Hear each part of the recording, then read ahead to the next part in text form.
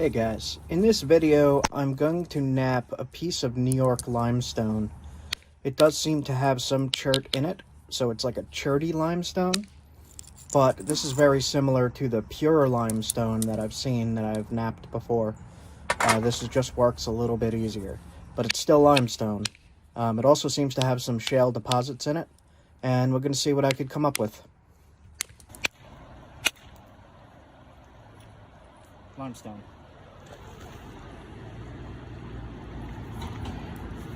One of the ways I've been able to tell limestone is these weird ripples in it, as well as it's just super grainy.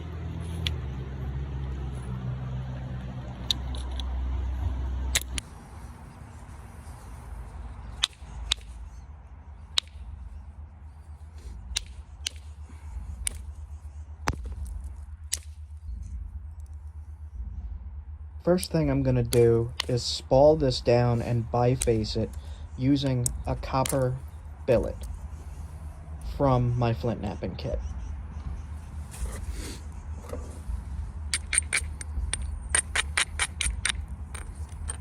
I am grinding the edges to strengthen the stone so that when I strike it with the billet, the flakes peel off really nicely, rather than crushing and crumbling when you're hitting it and just turning into dust.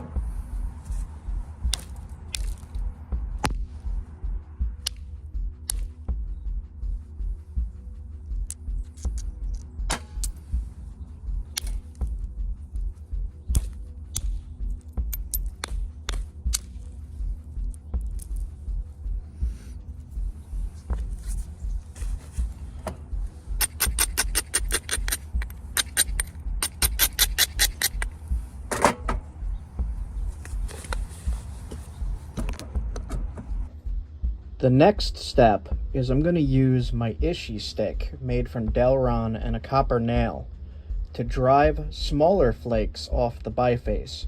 And I'm going to use this by placing the copper nail on platforms and striking with either the moose antler or the billet, which drives the flakes further than just my plain hand can do.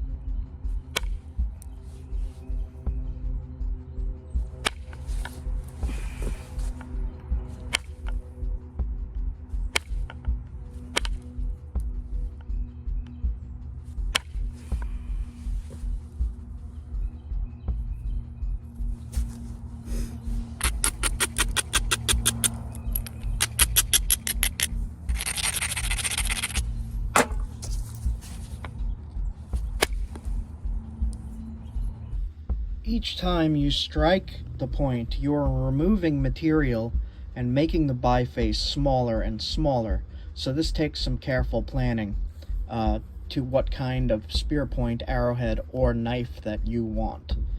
In this case, I'm going for a long dart point.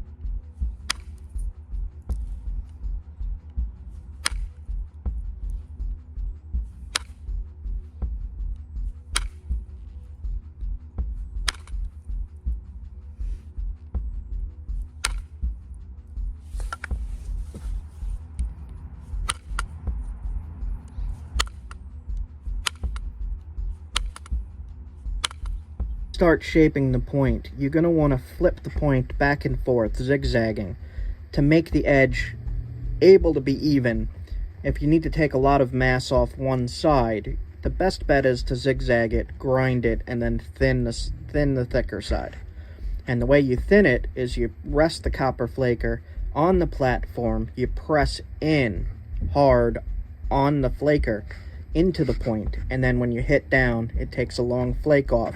And it will follow your fingers if you hold the point with your fingers. It'll follow the shape of your fingers for the flake to travel a little bit further.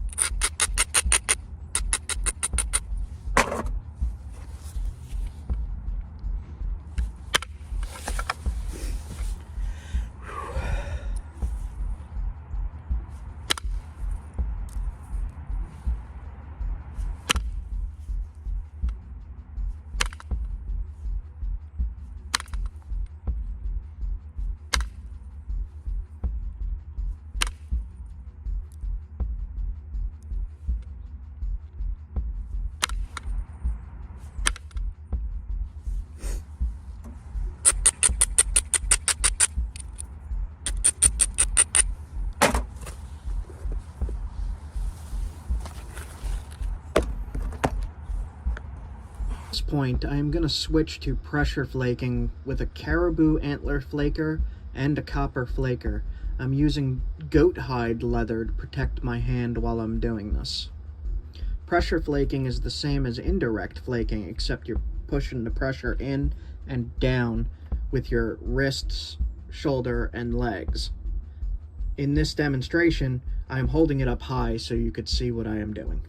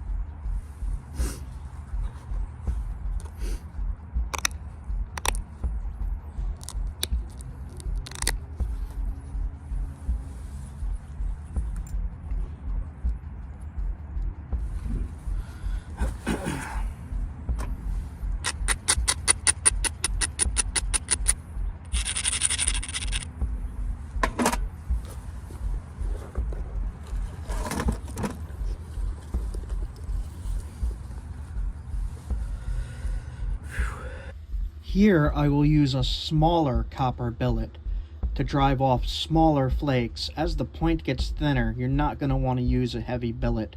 It has a high chance of snapping it in half.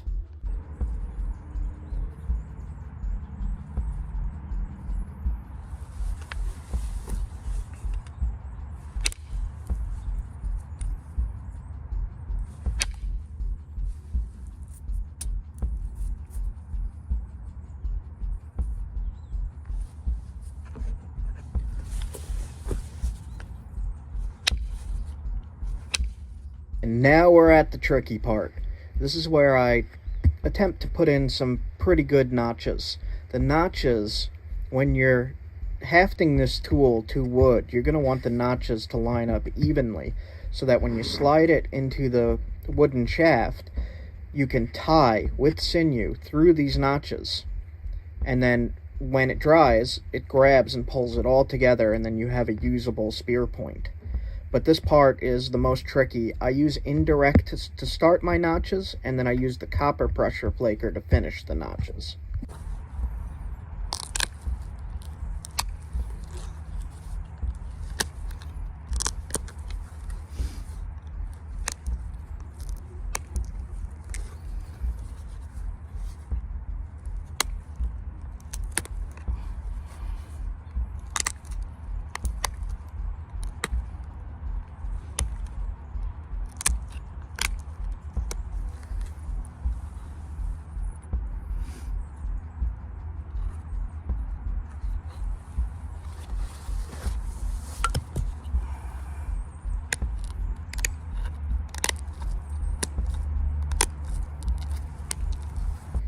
Now, because this is limestone, when pressure flaking, it is likely to crush and crumble when you're flaking.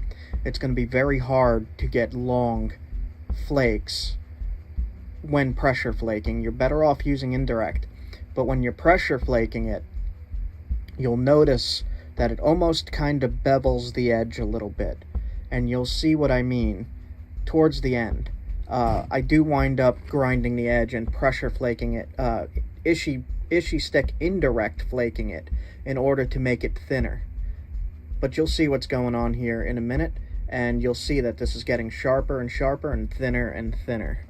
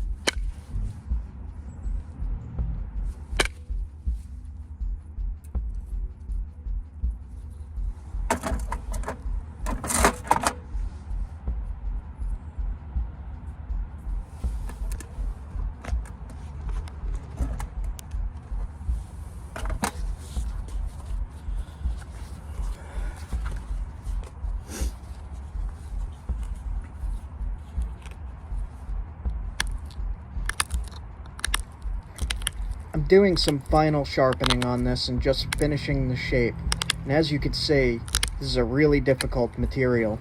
But if you need local stone, limestone is a good choice for making spear points, arrowheads, and knives. It's just as sharp, it's just a little more brittle. But as you can see here, this is a beautiful, wicked, deadly point.